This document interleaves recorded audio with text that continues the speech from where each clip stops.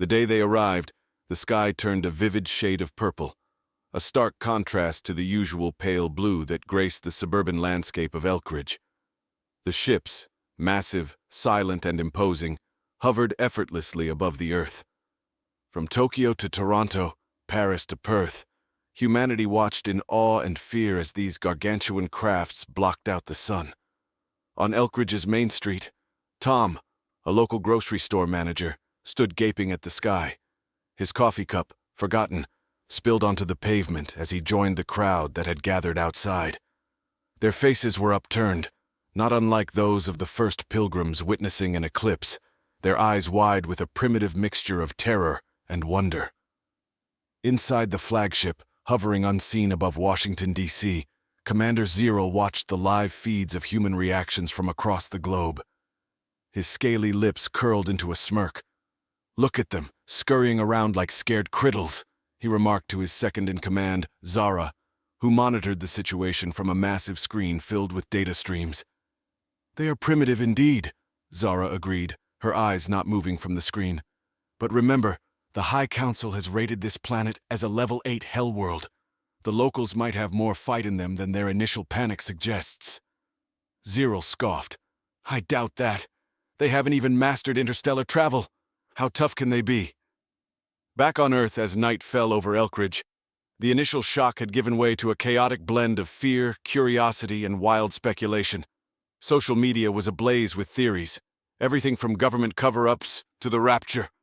In the midst of this digital frenzy, Tom sat in the back room of his store, his laptop open to a conspiracy forum he'd followed for years but never taken seriously until now. The thread was explosive with activity. "Aliens are finally here. This is it, the end times." The posts ranged from fearful to fanatical. Amid the noise, one user's comment caught Tom's attention. "They don't know yet. Earth is a Level 8 Hellworld. We're tougher than they think." The term Level 8 Hellworld resonated with Tom. It was ridiculous, sure, but it sparked an idea. What if humanity really did have hidden strengths that these aliens were unaware of?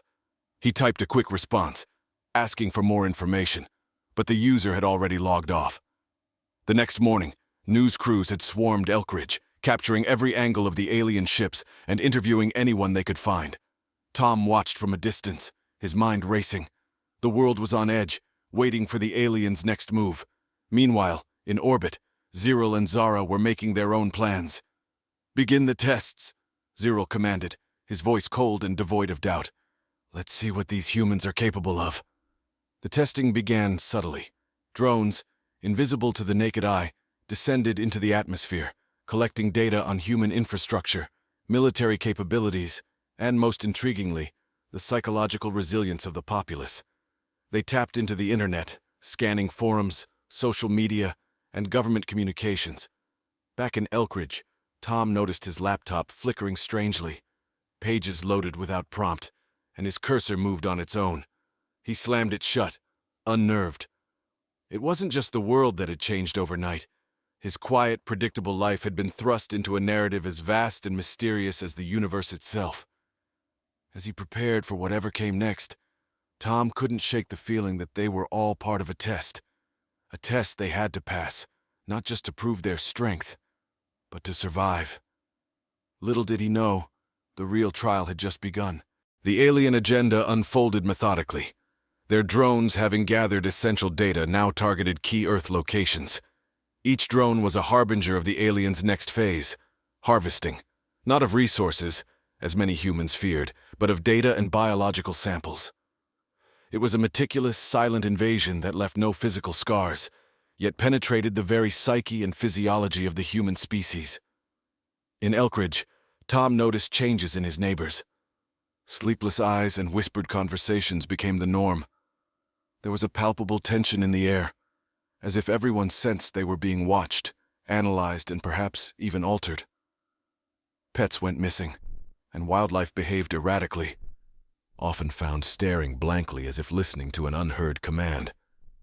Across the globe, similar reports surfaced. Scientists and conspiracy theorists alike struggled to understand the pattern or purpose behind these phenomena. Some speculated about mind control or genetic testing, while others feared a more sinister goal: bioengineering the human race itself. Commander Zeril observed the chaos from above with clinical detachment. The specimens are reacting within expected parameters, he noted to Zara. Increase the extraction rate. It's time to escalate our efforts. Zara, ever meticulous, coordinated the intensified operations. Larger drones, previously held in reserve, now joined the smaller ones. These new units were tasked with deeper, more invasive procedures. They infiltrated hospitals and research facilities, extracting blood samples and DNA from unwitting subjects under the guise of routine medical procedures. Tom, driven by a mix of fear and determination, started to organize community meetings. He encouraged his neighbors to share their experiences and any odd occurrences. It wasn't long before patterns began to emerge, and Tom's role shifted from a mere grocery store manager to a leader in a burgeoning resistance. One evening, as the group discussed strategies to protect themselves, a breakthrough came. A local hacker, known only as Mika, revealed she had intercepted a fragment of a transmission between the drones. It was mostly garbled, but a few phrases were clear: adaptation levels, resistance thresholds, and harvest completion. Armed with this information, Tom proposed a bold plan. "We need to capture one of these drones," he said, his voice firm. "If we can understand their technology, maybe we can find a way to block them, or better yet, send a message back."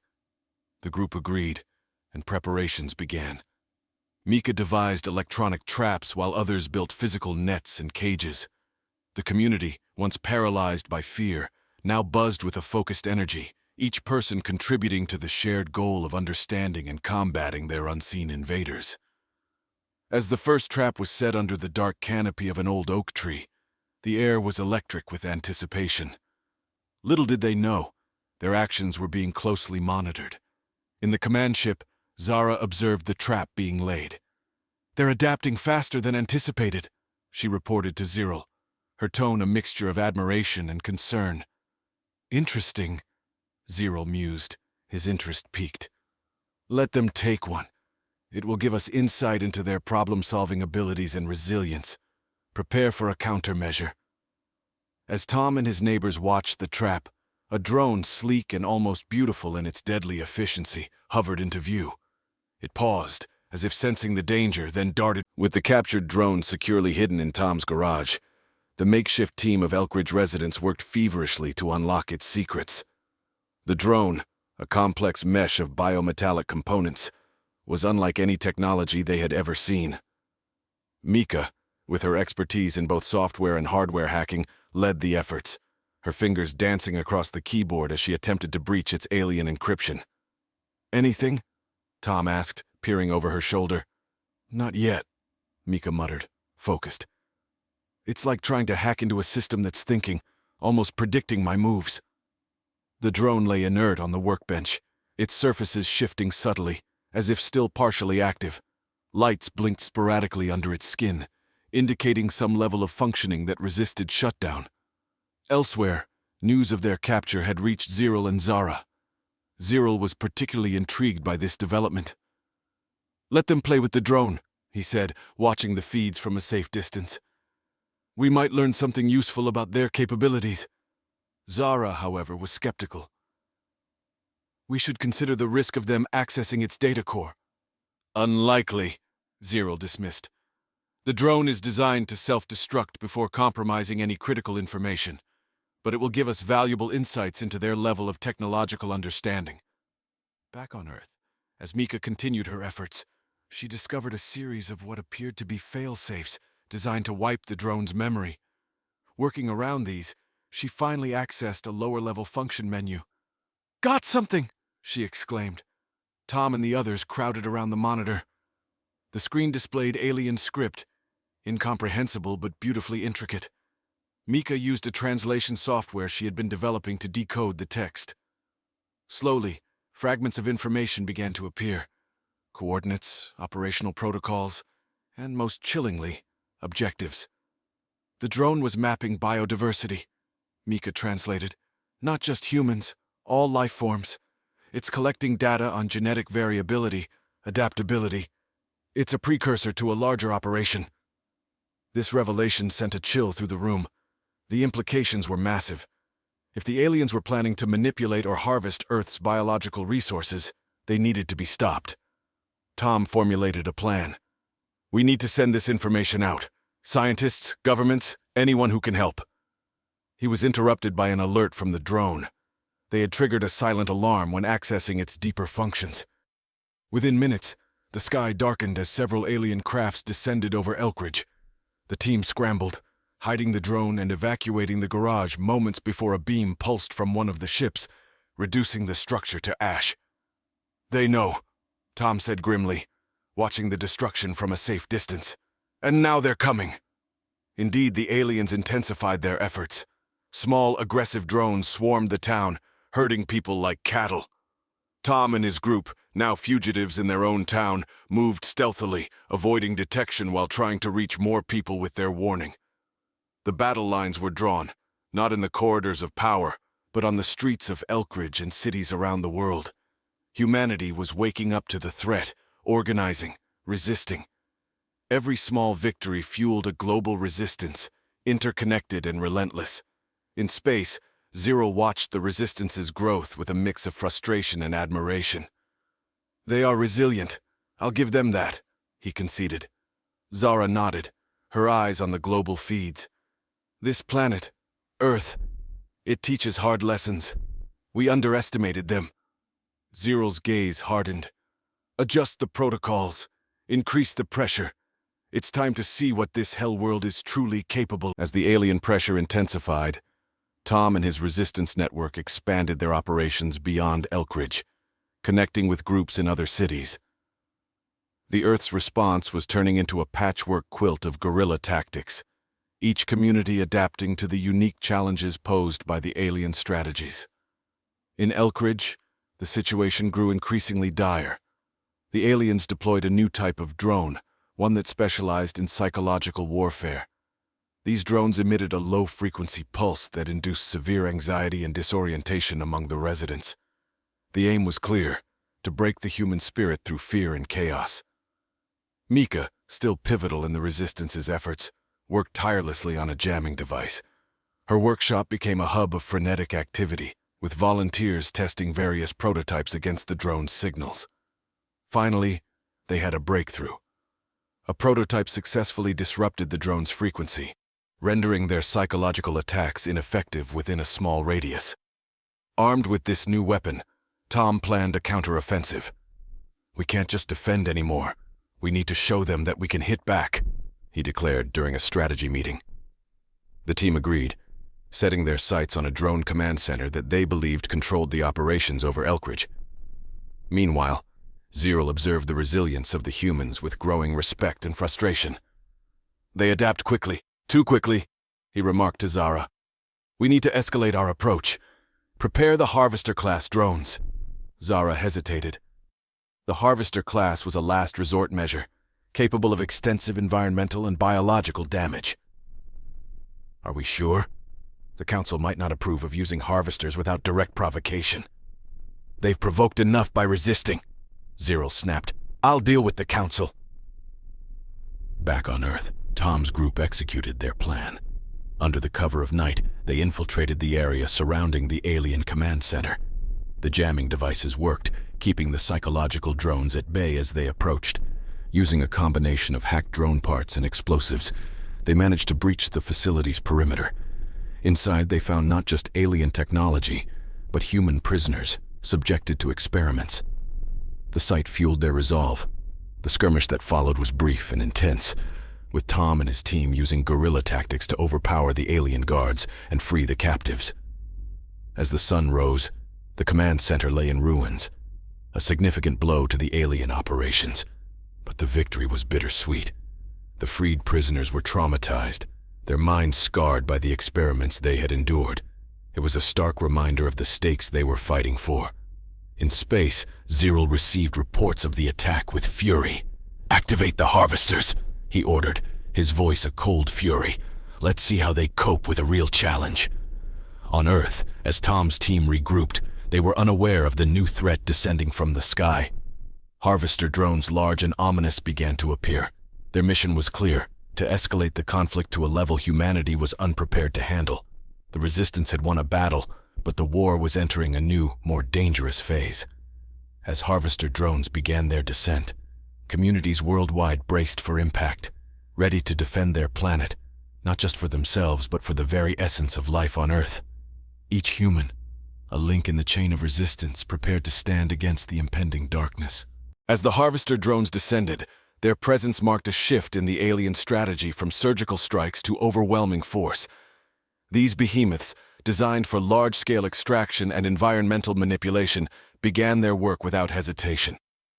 Their initial targets were the Earth's natural resources, water bodies, forests, and mineral-rich areas, all crucial for human survival and resistance. The impact was immediate and devastating. Lakes and rivers started to dry up, stripped of their essence as the harvesters processed the water for elements rare on their home planet. Forests wilted under the strain of chemical extractors, their once lush greenery turning to brittle, lifeless branches. Tom, witnessing the destruction, realized the alien strategy was evolving. "They're trying to cut our supplies, make the planet uninhabitable for us," he surmised during a hastily called meeting. "We need to hit them harder, disrupt their operations." Mika, who had been working non-stop to upgrade their jamming technology, introduced a new tactic. "We can't just jam them. Let's take control. If we can hack into a harvester, we can use their own strength against them." The plan was audacious. It required getting physically close to a harvester, a risky move given their defenses.